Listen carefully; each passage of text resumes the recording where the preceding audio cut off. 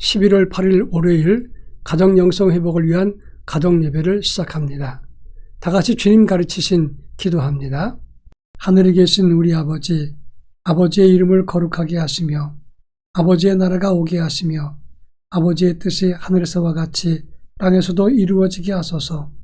오늘 우리에게 일용할 양식을 주시고 우리가 우리에게 잘못한 사람을 용서하여 준 것 같이 우리 죄를 용서하여 주시고 우리를 시험에 빠지지 않게 하시고 악에서 구하소서. 나라와 권능과 영광이 영원히 아버지의 것입니다. 아멘.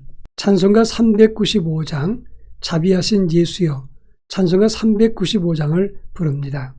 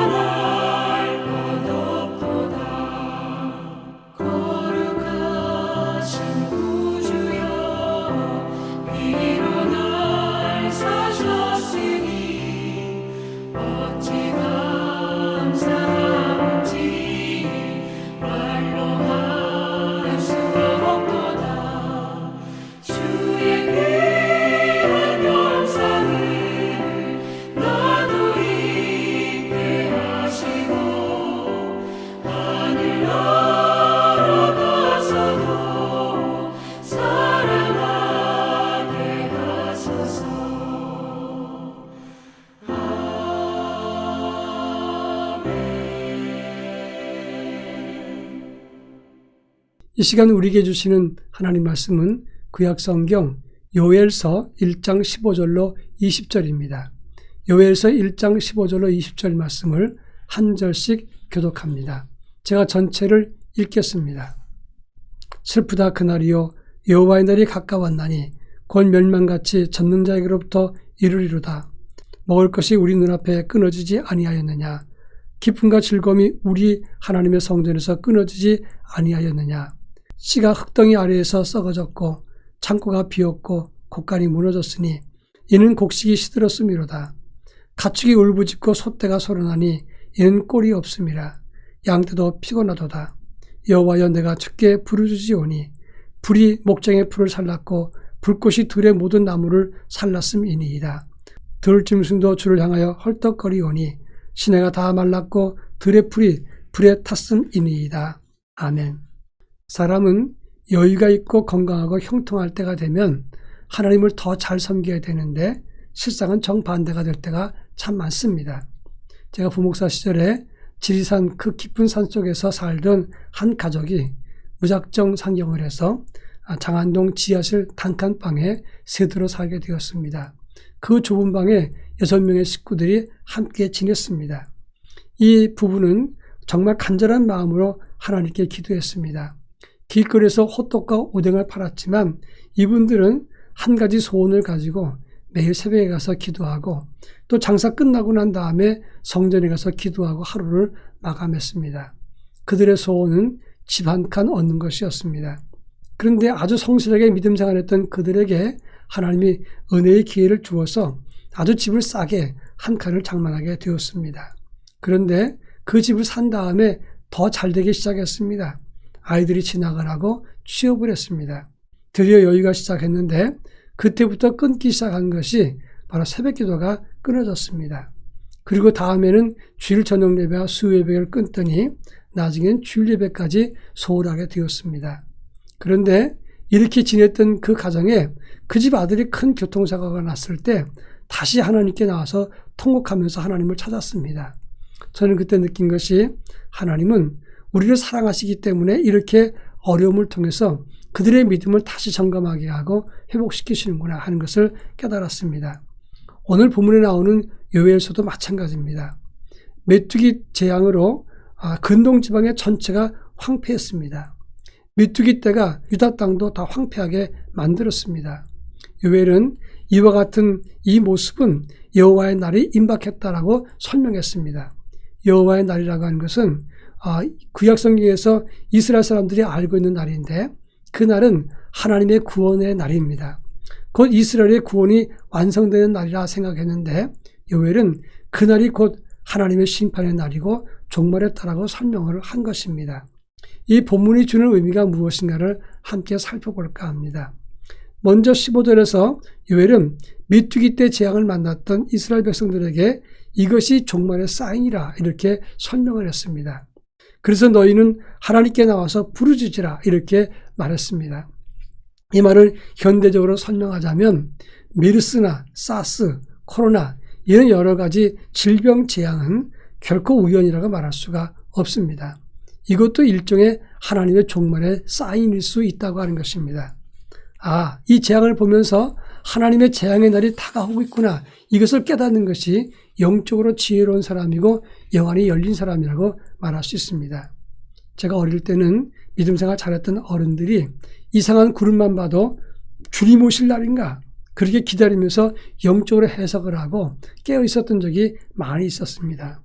우리도 사방을 둘러보면서 여호와의 날의 사인을 보면서 영성을 회복하고 그리고 영적으로 자기를 가다듬는 그런 믿음의 자세가 필요한 것입니다. 그렇다면 그들이 왜 기도해야 되는가? 16절부터 20절까지 해서 말씀해주고 있습니다. 16절에 보면 먹을 것이 끊어지고 17절에서 보면 씨가 흙덩이 아래서 썩고 창고가 비었고 18절에서 가축이 꼴이 없어 울부짖고 20절에서 들짐승까지 먹을 게 없어서 그리고 시내가 말고 풀도 불에 탔다라고 말하고 있습니다. 극심한 가뭄과 기근과 산불 그리고 메뚜기 떼가 다 와서 다 쓸고 갔습니다. 남은 것이 아무것도 없습니다. 그러니까 이스라엘 백성들은 아무것도 없는 상황에서 당연히 하나님께 도움을 청할 수밖에 없는 것입니다. 지금 우리의 상황도 마찬가지 아닙니까? 코로나로 인해서 경제적인 위기와 황폐함이 왔습니다. 정부에서 국민지원금을 준다 그러는데 결국 그것도 우리가 다시 내놔야 될 그런 돈이라고 하는 것입니다. 최근에 미국이나 선진사회에서는 그동안 많은 돈을 뿌렸는데 양적 완화 축소한다고 해서 테이퍼링을 진행한다. 이래서 이제 세계 경제가 움츠러들고 있습니다. 많이 풀었으면 다시 걷어들이는 것이 세상의 이치입니다. 여러분, 지금 경제 위기 때 잠깐 우리에게 유익을 주지만 결국은 다 우리가 짊어져야 될 짐이 되는 것입니다. 그런 차원에서 이렇게 힘들고 어려울 때 어렵기 때문에 주 앞에 기도해야 된다 하는 것입니다. 그런데 경제적으로 어려운 것뿐만 아니라 영적으로 이것을 해석한다면 지금 우리는 영적 양식에 고갈이 되고 있고 악한 사단이 이 모든 것을 다 쓸어가서 생명 양식이 기근되어서 이제는 하나님께 기도할 때라고 말할 수가 있습니다. 얼마나 많은 것들이 우리가 하나님 말씀 보는 것을 또 말씀 듣고 따르는 것을 방해합니까? SNS나 텔레비전이나 방송 매체들 그리고 우리의 오락과 즐거움 여러 가지 쾌락의 요소들이 우리를 하나님 말씀으로부터 멀어지게 만든다고 하는 것입니다. 이렇게 영적인 고갈이 올수록 더욱더 우리는 하나님 앞에 기도에 힘써야 되는 것입니다. 그런가 하면 이제 19절에 보면 여호와여 내가 주께 부르짖으오니 라고 말했습니다. 여기서 내가란 말은 요엘을 의미하는 것입니다. 지금까지는 이스라엘 백성들에게 너희가 회개하라, 그리고 하나님 말씀으로 돌아서라 책망하고 회개를 촉구했습니다. 그러면서 하나님 부르짖으라, 이렇게 하나님께 외치라, 도움을 청하라고 말을 했습니다. 그런데 너희는 회개하라가 아니라 이제 내가 주께 부르짖는다 이렇게 말했습니다. 제3자 기법으로 너희들이 회개하라가 아니라 내가 그 안에 포함돼서 함께 우리가 주 앞에 부르짖자 이렇게 말하고 있는 것입니다. 여러분, 우리가 기도할 때 지금까지는 이 땅이, 교회가, 저들이 회개하게 하옵소서 이렇게 기도할 때가 많았습니다. 이런 제3자가 기법은 사라져야 됩니다.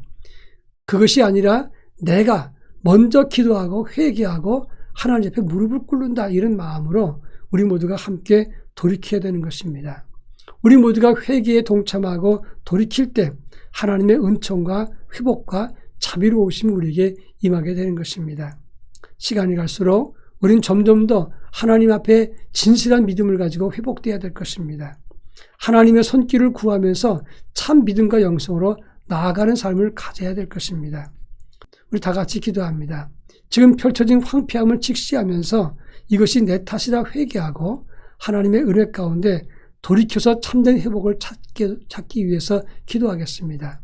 다 같이 기도합니다.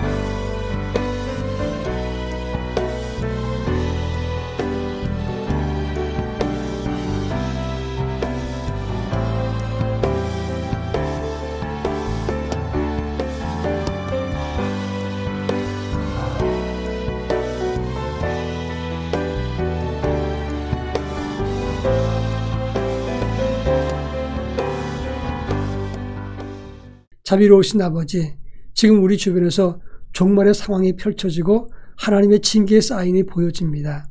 이 모든 황폐함의 원인이 내 탓인 줄 고백할 수 있게 하시고 이제는 돌이켜서 하나님이 기뻐하시는 믿음으로 나아갈 수 있도록 은혜를 덧입혀 주시고 하나님의 손길을 통해서 다시금 우리의 삶이 회복될 수 있도록 역사해 주시옵소서. 예수님의 이름으로 기도합니다. 아멘.